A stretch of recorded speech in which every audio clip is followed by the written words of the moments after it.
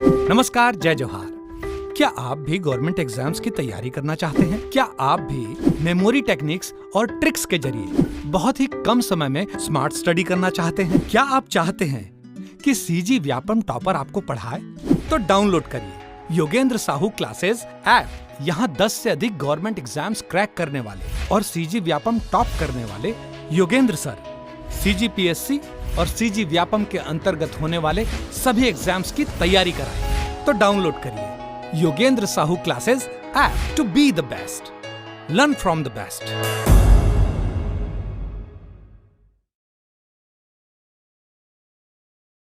कोई भी सपना साकार करने के लिए सबसे जरूरी है सही कोच का होना। चुनिए Yogendra Sahu classes first rank को और करे अपने सीजी व्यापम सीजीपीएससी का सपना साकार। Download the app now. Hello दोस्तों, मैं मनीषा मोबिया योगेंद्र साहू क्लासेस में आप सभी का एक बार फिर से स्वागत करती हूँ। दोस्तों, जैसा कि आप सभी जानती हो, हम इंडियन पॉलिटी और इंडियन कॉन्स्टिट्यूशन का एक सीरीज स्टार्ट किए हैं और आज का हमारा ये दूसरा लेक्चर है। प्रीएम्बल हम कंप्लीट कर चुके हैं और आज के लेक्चर में हम समझेंगे शेड्यूल्स के बारे में, भारतीय संविधान की अनुसूचियों के बारे में। तो चलिए स्टार्ट करते हैं। सबसे पहले तो आपको ये समझना है कि ये शेड्यूल्स होता क्या है, और शेड्यूल को समझने के से पहले आप ये समझिए कि इंडियन कॉन्स्टिट्यूशन क्या होता है। इंडियन कॉन्स्टिट्यूशन एक्चुअली में एक बुक है। क्या है? बुक। किसी ना किसी सब्जेक्ट की बुक तो होगी, तो आप मान के चलिए ये एक लॉ की बुक है, कानून की किताब है। और इसी कानून की किताब पर आधारित, इसी कानून को ध्यान में रखते हुए हमारा जो पार्लियामेंट है, हमारा जो स्टेट लेजिस्लेचर है, वो एक्ट पास करता है। इसी कानून को ध्यान में रखते हुए हमारी जुडिशरी काम करती है। क्लियर है? अच्छा, ये एक बुक है, ये तो समझ में आ गया। 10th क्लास की कोई एक बुक लेते हैं, मान के चलते हैं एक इंग्लिश की बुक लेते हैं। जब आप इंग्लिश की बुक को खोलते हो तो सबसे पहले आपको क्या दिखता है? कोई भी बुक को जब आप ओपन करते हो तो पहले पेज में क्या रहता है? अधिकतर उसमें होता है प्रीफेस। इंडियन कॉन्स्टिट्यूशन की जो बुक है, इसमें प्रीफेस की जगह लिखा होगा प्रीएम्बल। क्लियर है? अब प्रीफेस के बाद क्या होता है? इंडेक्स होता है। इंडेक्स के बाद आप देखते हो कि कुछ चैप्टर्स होते हैं, 10, 15, 20 कितने भी चैप्टर्स हो सकते हैं।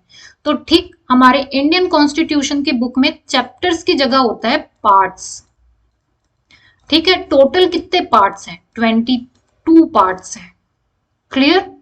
अब चैप्टर के अंदर आप देखते हैं टॉपिक्स होते हैं। हो सकते हैं चैप्टर 1 में 5 या 6 टॉपिक हो, 2-3 टॉपिक हो। वैसे ही हमारे पार्ट के अंदर होते हैं आर्टिकल्स। जैसे कि पार्ट 1 की अगर हम बात करें तो वहां पर आर्टिकल 1 से लेकर आर्टिकल 4 तक बताया गया है। अब बुक के लास्ट में, जैसे इंग्लिश बुक के लास्ट में कुछ लिस्ट दी हुई रहती है, कुछ वोकैबुलरी दी हुई रहती है। ठीक वैसे ही हमारे इंडियन कॉन्स्टिट्यूशन के बुक में लास्ट में दिया हुआ है शेड्यूल्स। टोटल कितने शेड्यूल्स हैं? 12। ठीक है? मतलब ये जो हमारा इंडियन कॉन्स्टिट्यूशन का बुक है, उसमें सबसे पहले तो एक प्रीएम्बल दिया गया है जिसमें 22 चैप्टर्स हैं और टोटल आर्टिकल्स कितने हैं? 395। और लास्ट में जो लिस्ट दिया गया है उसमें टोटल है 12 शेड्यूल्स। ठीक है? चलिए अब एक एक करके हम समझते हैं कौन से शेड्यूल्स हैं, क्या क्या, कौन कौन से शेड्यूल में क्या क्या बताया गया। एक चीज और ध्यान में रखिए, हमारा कॉन्स्टिट्यूशन बन के कब तैयार हुआ था? 26 नवंबर 1949 है। और ये लागू कब हो गया था? ये 26 जनवरी 1950 को। जब ये ओरिजिनल कॉन्स्टिट्यूशन बनकर तैयार हुआ था उसमें टोटल 8 शेड्यूल्स ही थे। बाद में अमेंडमेंट के थ्रू और 4 शेड्यूल ऐड किया गया। अभी अगर आप करंट की बात करोगे तो अभी करंट में हमारे कॉन्स्टिट्यूशन में 12 शेड्यूल्स हैं। ठीक है? क्वेश्चन बनता है इससे, जब ओरिजिनल कॉन्स्टिट्यूशन बन के तैयार हुआ था उस समय था 8 शेड्यूल और अब है यहाँ पर 12 शेड्यूल। फर्स्ट शेड्यूल में क्या लिखा गया है? देखिए, सबसे पहले आप ये देखिए, ये हमारे इंडिया का मैप है। बहुत सारे स्टेट्स हैं यहाँ पर। कितने स्टेट्स हैं? 28 स्टेट्स हैं और 8 यूटीज हैं, यूनियन टेरिटरीज हैं। तो ये टोटल स्टेट्स और यूनियन टेरिटरीज का नेम और उसकी टेरिटरी, इसके बारे में बताया गया है शेड्यूल फर्स्ट में। और साथ ही साथ ये भी बताया गया है कि ये 28 स्टेट, टोटल स्टेट्स और यूनियन टेरिटरीज जो हैं वो कौन कौन से एक्ट के थ्रू बने हैं। ठीक है, मतलब शेड्यूल फर्स्ट में क्या बताया गया है, टोटल स्टेट्स और यूनियन टेरिटरीज का नाम और उसकी टेरिटरी। क्लियर। अब हम जाते हैं शेड्यूल सेकंड के बारे में। शेड्यूल सेकंड बताता है अमोल्यूमेंट्स, अलाउंस और प्रिविलेज किसके किसके अमोल्यूमेंट्स और अलाउंस प्रिविलेज के बारे में बताता है। ये जानने से पहले हम ये जानेंगे कि किसके बारे में नहीं बताता है। MPs, MLAs, prime minister, CM, इन सबके अमोल्यूमेंट्स के बारे में ये सेकंड शेड्यूल नहीं बताता है। इसके बारे में टाइम टू टाइम जो है पार्लियामेंट एक्ट के थ्रू जो है अमेंडमेंट करती रहती है, अपडेट करती रहती है इनके अमोल्यूमेंट्स को। अब देखते हैं किन के बारे में ये बताता है। President of India, governor of state, Lok Sabha और राज्यसभा के, स्पीकर और डेप्यूटी स्पीकर, चेयरमैन और डेप्यूटी चेयरमैन। लेजिस्लेटिव असेंबली जो होती है, स्टेट की जो लेजिस्लेटिव असेंबली होती है, उसके स्पीकर और डेप्यूटी स्पीकर, स्टेट का जो लेजिस्लेटिव काउंसिल्स होते हैं उसके चेयरमैन और डेप्यूटी चेयरमैन, सुप्रीम कोर्ट और हाई कोर्ट के जजेस के, और लास्ट में याद रखना CAG, controller and auditor general of India. इन सबके एमोल्यूमेंट्स और अलाउंस प्रिविलेज के बारे में कहां बताया गया है, सेकंड शेड्यूल में। क्लियर है। थर्ड शेड्यूल देखते हैं। थर्ड शेड्यूल बात करता है ओथ और अफर्मेशन की। किनके ओथ और अफर्मेशन की। यूनियन मिनिस्टर, देखिए इसमें पूरी मिनिस्ट्री आ जाती है, साथ ही साथ हमारे प्राइम मिनिस्टर भी आ जाते हैं, पूरे MP, member of parliament, supreme court और हाई कोर्ट के जज के ओथ और अफर्मेशन के बारे में बताता है। स्टेट मिनिस्टर्स आ जाते हैं, इसमें फिर पूरी मिनिस्ट्री आ जाएगी स्टेट की, तो चीफ मिनिस्टर भी आ जाते हैं। सीएजी, इसके ओथ एंड इन्फॉर्मेशन के बारे में। और ये भी याद रखिए जो स्टेट के एमएलए होते हैं, उनके जो मेंबर हैं एमएलए, उनके ओथ और अफर्मेशन के बारे में बताया गया है। अब बात ये आता है कि क्वेश्चन कहां से बनेगा। क्वेश्चन यहां से बनेगा कि किसके ओथ और अफर्मेशन के बारे में शेड्यूल थर्ड में नहीं बताया गया है। सबसे important post, president, vice president और गवर्नर, ये इंपॉर्टेंट पोस्ट ही है, तो इनके ओथ और अफर्मेशन के बारे में अलग से आर्टिकल में बताया गया है, बकायदा ऐसा पूरा लिखा हुआ। ठीक है, तो प्रेसिडेंट के ओथ के बारे में बताया गया है आर्टिकल 60 में, वाइस प्रेसिडेंट का आर्टिकल 69 और गवर्नर का आर्टिकल 159। ये एक आप एग्जांपल देख लीजिए, ये प्रेसिडेंट का ओथ है, आर्टिकल 60 में ये पूरा बताया गया है। जब प्रेसिडेंट ओथ लेता है ना तो वो यही पढ़ता है। क्लियर है। तो हमारा शेड्यूल 3 कंप्लीट हुआ। अब हम जाते हैं शेड्यूल 4 की तरफ।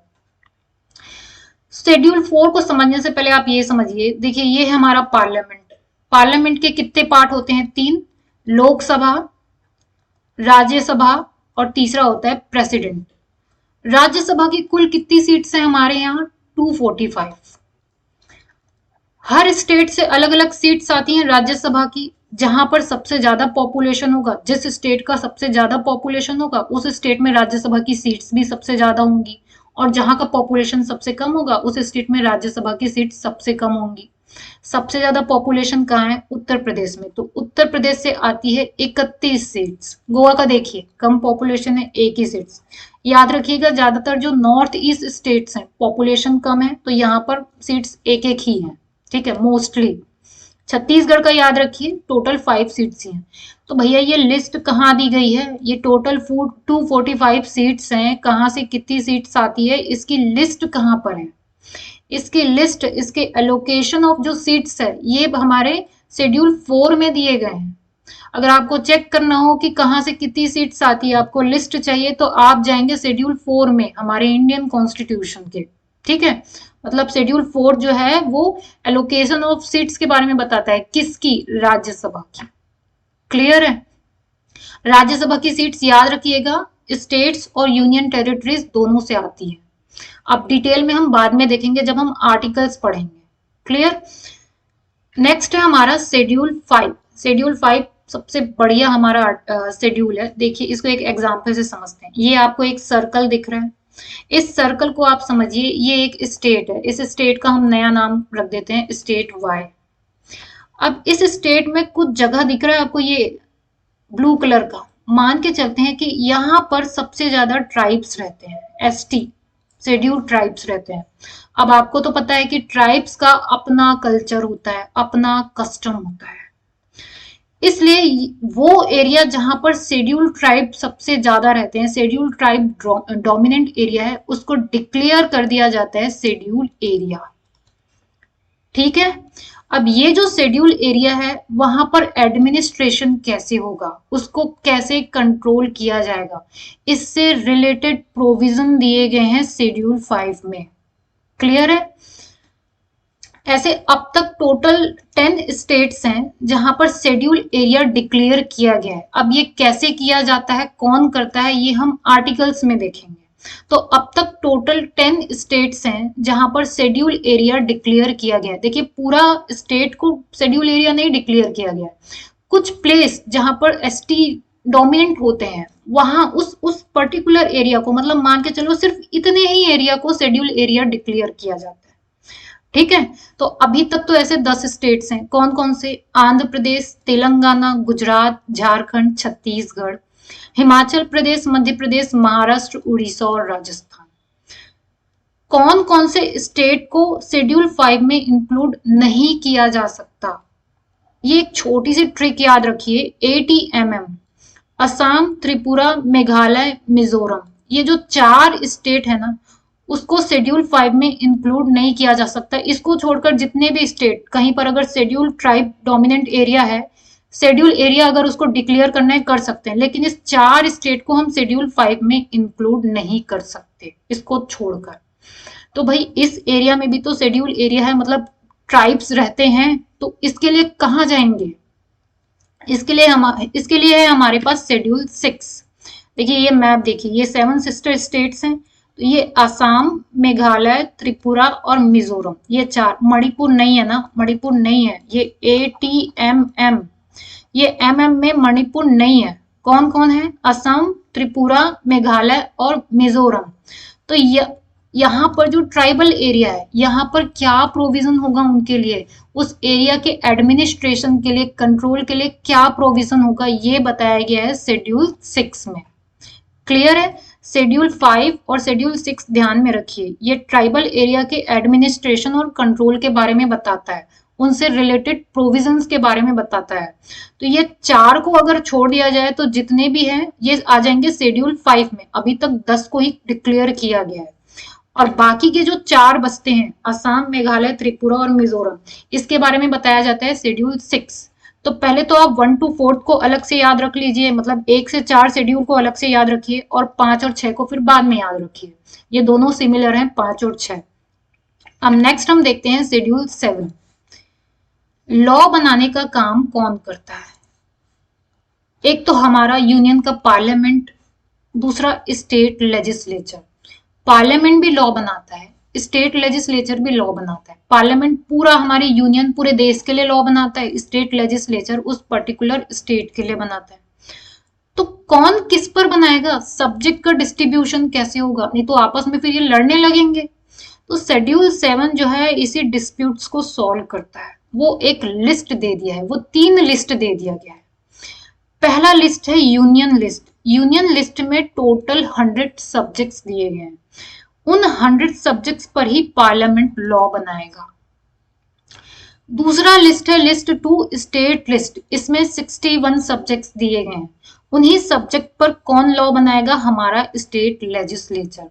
और तीसरा याद रखिएगा, एक है कंकरेंट लिस्ट जिसमें 52 सब्जेक्ट्स दिए गए हैं, जिस पर पार्लियामेंट और स्टेट लेजिस्लेचर दोनों लॉ बनाएंगे। क्लियर है ये चीज?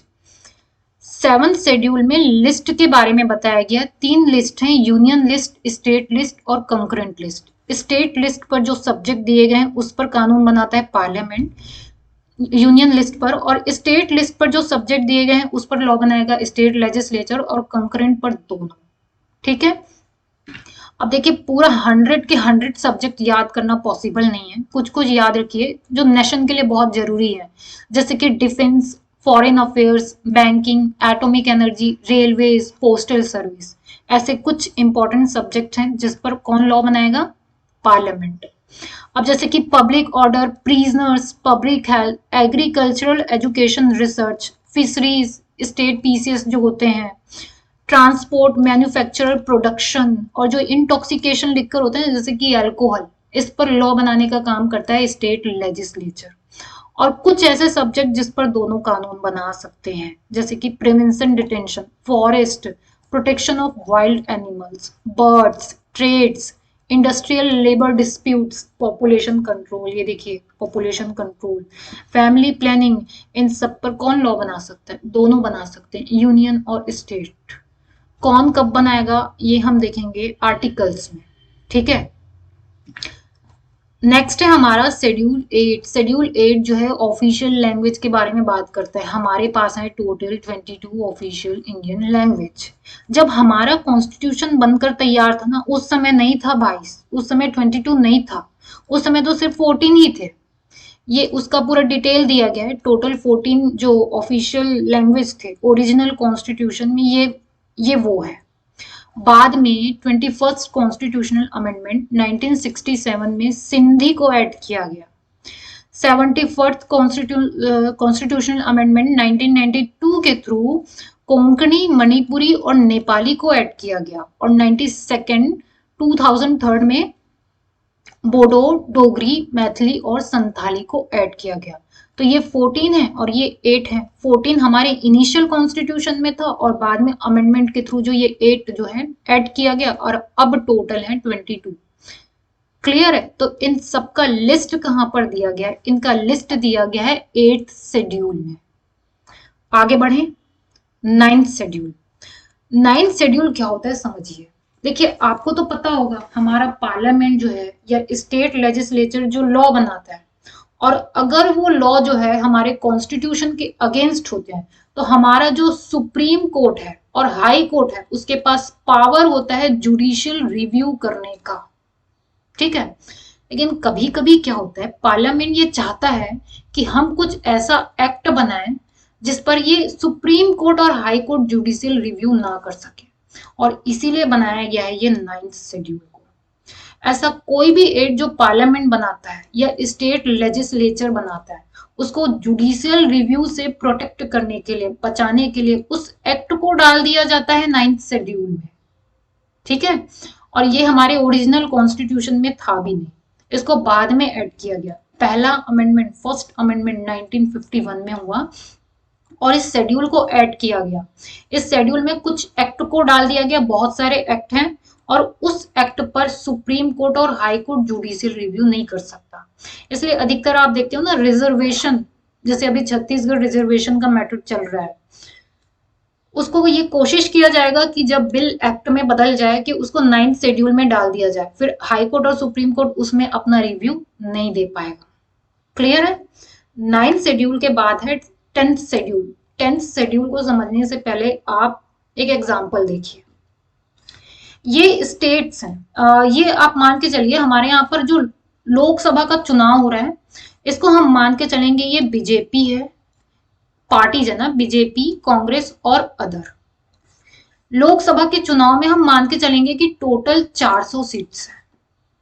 400 सीट में बीजेपी जीतती है 250 सीट्स, कांग्रेस जीतकर लाता है 100 सीट्स, और 1000 नहीं भाई 100 सीट्स, और बच गया 50। तो ये हो गया टोटल 400।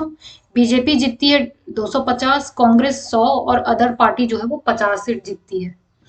अब क्या होता है, ये जो बीजेपी के जो एमपीज होते हैं ना, इनमें से 100 एमपी जो है चुनाव जीतने के बाद यहाँ कूद जाते हैं कांग्रेस में। तो भैया इसके तो कम हो गए, बीजेपी जीत रही थी लेकिन अब जीत गई कांग्रेस। इसी चीज से बचने के लिए एक अमेंडमेंट पास किया गया, 52nd अमेंडमेंट 1985, कि कोई भी चुनाव जीतने के बाद अगर अपनी पार्टी छोड़कर दूसरी पार्टी में जाता है आफ्टर इलेक्शन, ठीक है, चुनाव जीतने के बाद अगर कोई एमपी एमएलए अपनी पार्टी बदल देता है तो फिर वो डिस्क्वालीफाई हो जाएगा। इसीलिए बोलते हैं कि मेंबर ऑफ पार्लियामेंट या फिर स्टेट लेजिस्लेचर, इनको डिस्क्वालीफाई किया जा सकता है on the ground of defection. इसी को बोलते हैं डिफेक्शन, दल बदल, ठीक है। इसका एक और नाम याद रखिए, एंटी डिफेक्शन लॉ। अगर कोई भी मेंबर आफ्टर इलेक्शन जीतने के बाद अगर अपनी पार्टी बदलता है तो उसको डिस्क्वालीफाई किया जा सकता है। और इसके बारे में बात करता है 10th शेड्यूल। ठीक है, कब ऐड किया गया इसको? 52nd अमेंडमेंट 1985 के थ्रू।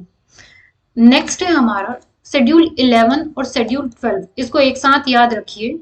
देखिए जैसे कि हमारा शेड्यूल 7 था ना, जिसमें यूनियन और स्टेट कौन कौन से सब्जेक्ट पर लॉ बनाएंगे, ये इसका पूरा डिटेल दिया गया था। तो ठीक वैसे ही 11th शेड्यूल में जो पंचायत और 12th शेड्यूल में म्यूनिसिपैलिटीज, ये लोकल गवर्नमेंट्स हैं। तो लोकल गवर्नमेंट्स का कौन कौन से सब्जेक्ट पर पावर होगा, अथॉरिटी होगा और रिस्पॉन्सिबिलिटीज होगा, इसके बारे में बताया गया शेड्यूल 11 में। तो पंचायत को दिए गए हैं 29 मैटर्स, 29 सब्जेक्ट्स, जिस पर वो क्या करेगा, उसकी पावर, अथॉरिटी होंगी, रिस्पॉन्सिबिलिटी होंगी। और शेड्यूल जो हमारा 12 है, जो म्यूनिसिपैलिटीज के सब्जेक्ट के बारे में बताता है, वो है टोटल 18 मैटर्स, 18 सब्जेक्ट्स। शेड्यूल 11 को 73rd कॉन्स्टिट्यूशनल अमेंडमेंट 1992 के थ्रू ऐड किया गया और शेड्यूल 12 को 74, देखिए एक ही साल आया है। 73rd जो है वो पंचायत के बारे में बताएगा और 74th जो है वो म्यूनिसिपैलिटीज के बारे में बताएगा। पंचायत 11th शेड्यूल और म्यूनिसिपैलिटीज 12th शेड्यूल। तो इस तरीके से हमारा शेड्यूल 1 से लेकर शेड्यूल 12 जो है वो कवर होता है। अगर आपको वीडियो पसंद आया है तो उसको लाइक कीजिए। अगर आपको पसंद नहीं आया है तो क्या चीज नहीं पसंद आया है वो भी कमेंट में बताइए और चैनल को सब्सक्राइब कीजिए। और हाँ, आप इस एप्लीकेशन को, योगेन साहू क्लासेस एप्लीकेशन को प्ले स्टोर से डाउनलोड कर सकते हैं।